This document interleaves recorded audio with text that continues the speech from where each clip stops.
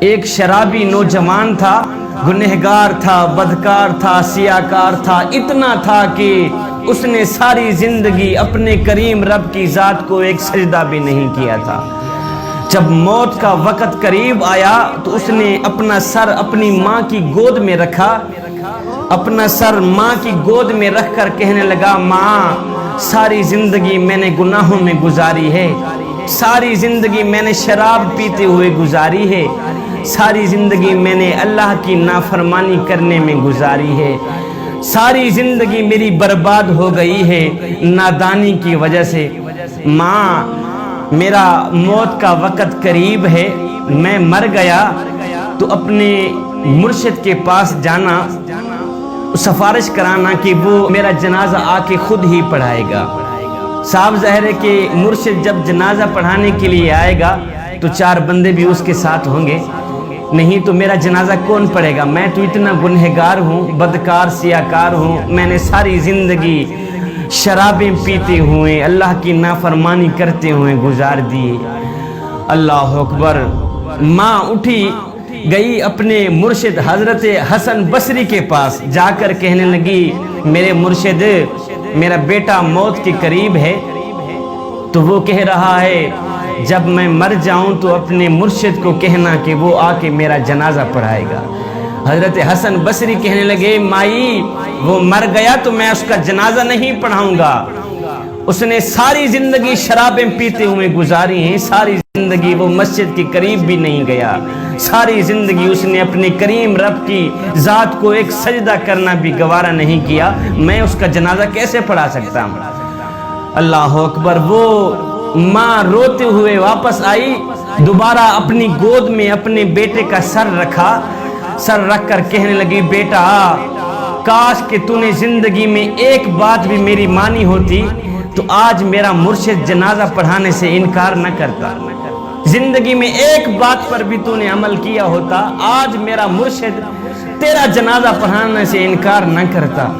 میرا مرشد کہتا ہے کہ اس نے ساری زندگی اللہ کی نافرمانی میں گزاری ہے، شرابیں پیتے ہوئے گزاری ہے، میں اس کا جنازہ نہیں پڑھاتا۔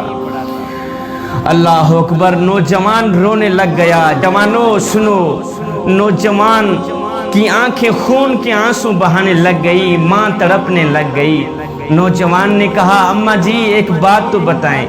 ماں کہنے لگی، جی بولو بیٹا، کیا کہنا چاہتے ہو؟ نوجوان نے کہا، ماں مجھے اتنا بتا دے کہ میرے گناہ زیادہ ہیں یا میرے کریم رب کی رحمت زیادہ ہے؟ میرے گناہ زیادہ ہیں، میری بدکاریاں زیادہ ہیں، یا اس کریم رب کی رحمت زیادہ ہے؟ ماں خاموش رہی، ماں نے کوئی جواب نہ دیا۔ اس کے بعد بیٹا رو کر کہنے لگا، ماں مجھے ایک بات تو بتا دے، اگر ایک لمحے کے لیے تجھے میرا کریم رب مہلت دے دے، تجھے میرا اللہ مہلت دے دے، اے گنہگار کی ماں، اگر تو چاہے تو اس گنہگار بیٹے کو جنت میں بھیج دے، اگر تو چاہے تو اس کو جہنم میں بھیج دے، اگر ایک لمحے کے لیے میرا اللہ تجھے مہلت دے بھی دے تو مجھے کہاں ڈالے گی؟ جنت میں ڈالے گی یا جہنم میں پھینک دے گی؟ ماں فوراً بولی، نہیں بیٹے، اگر مجھے ایک لمحے کے لیے بھی میرا اللہ مہلت دے دے تو میں تجھے جنت کا دروازہ کھول کے اندر ڈال دوں گی، جنت میں ہی بھیج دوں گی، فوراً بھیج دوں گی۔ نوجوان تڑپ کر کہنے لگا، اماں جی جو خدا 70 ماؤں سے بھی زیادہ محبت کرنے والا ہے وہ مجھے جہنم میں کیسے ڈال سکتا ہے؟ تو ایک ماں جتنا پیار کرتی ہے، وہ میرا کریم رب 70 ماؤں سے بھی زیادہ محبت کرتا ہے مجھ سے، وہ مجھے جہنم میں کیسے ڈالے گا؟ یہ کہتے ہوئے خشیت الہی میں آ کر آنکھوں سے آنسو بہاتے ہوئے، آنکھوں سے نیر بہاتے ہوئے نوجوان کی روح پرواز کر گئی۔ ادھر ماں رو رہی تھی، دوسرا کوئی رونے والا نہیں تھا بیٹے کو، ادھر کسی نے دروازے پہ آ کے دستک دی۔ ماں نے جب دروازہ کھولا تو سامنے مرشد کریم نظر آئے، حضرت حسن بصری نظر آئے۔ محترمہ کہنے لگی، مرشد کریم آپ نے تو مجھے جواب دیا تھا، آپ کیسے آ گئے؟ آپ کو کیسے پتہ چلا کہ میرا بیٹا فوت ہو گیا ہے؟ مرشد کریم کہنے لگے، محترمہ جی جب تو میرے پاس آئی تھی اس وقت میں سونے لگا تھا، میری آنکھ لگی، خواب میں کسی کہنے والے نے کہا، او میاں تو سویا ہوا ہے اور میرے یار کا جنازہ کون پڑھائے گا؟